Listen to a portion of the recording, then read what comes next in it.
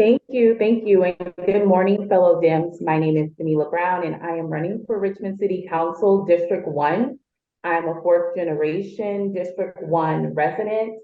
My great grandparents migrated here in the 1940s to work at the Kaiser shipyards, and we still have our home on Fifth and Nevin to date.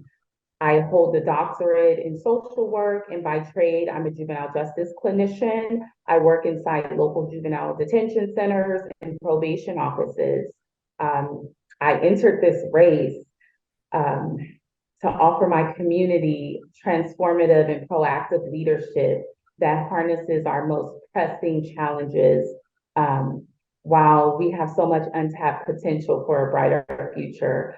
And it's time for District 1 to rise, and I'm ready to lead in that charge. So thank you. Thank you. Thank you. Okay, thank you for that.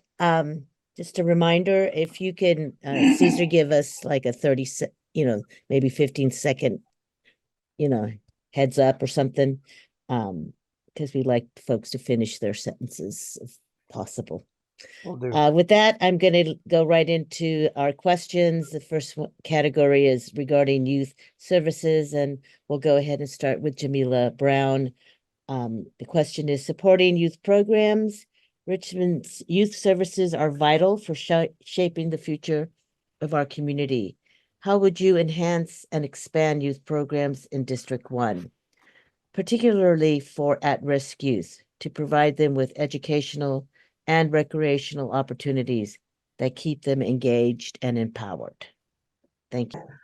Youth are extremely vital in this city of Richmond, especially District 1, where crime is at its highest. So prioritizing data-driven approaches to allocate the resources effectively to those most impacted, and also providing preventative measures they're needed to improve the outcome of the success rate of our youth in Richmond, partnering with the school board and providing pathway programs to not only colleges, but also trade programs to enhance the graduation rates and the success of our young teens in the area and our children.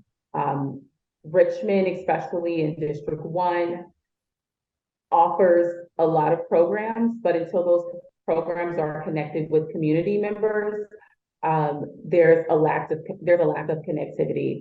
So actually providing awareness around the services that we do offer, so our young people are able to expound on those programs and resources that are offered in our area. Okay, youth engagement. Ms. Brown, how would you engage youth in the decision-making processes and ensure their voices are heard in the development of policies that impact their lives and future? Yeah, so in, the youth's voice is extremely important in the conversation. How I would approach that is creating committees that are youth-led and youth-driven. Also, implementing committees at schools and our local community centers to engage the youth. Being a young person once myself, and learning how difficult it was to mitigate the circumstances that goes on in our communities, and having a safe space for those young people to go to in order to express their concerns around, around anything, around their livelihoods, around mental health, around education. So approaching that definitely would be youth-driven committees led by local community members who actually specialize in youth services, particularly at-risk youth services. Moving on to rent stability. Tenant protections. Given the rising cost of living in Richmond, what specific policies would you advocate for to ensure rental stability? in your district, particularly for low-income and vulnerable renters? Could you answer that, please? Yes, so as a human trafficking specialist myself, I have had connection with that population and partnering with local organizations to ensure that they have access to resources for relocation, access to mental health services, as well as mental health services, as well as other services necessary for their productive healthcare.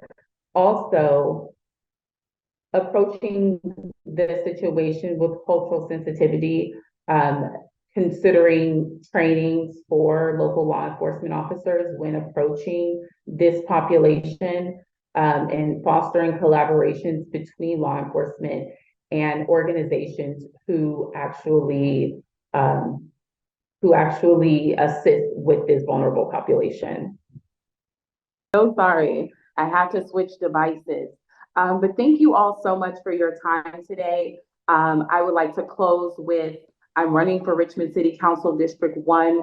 I have a personal investment in this community, not only for the entire city of Richmond, of course, but particularly District 1, being a fourth generation there, and family is still being in that community.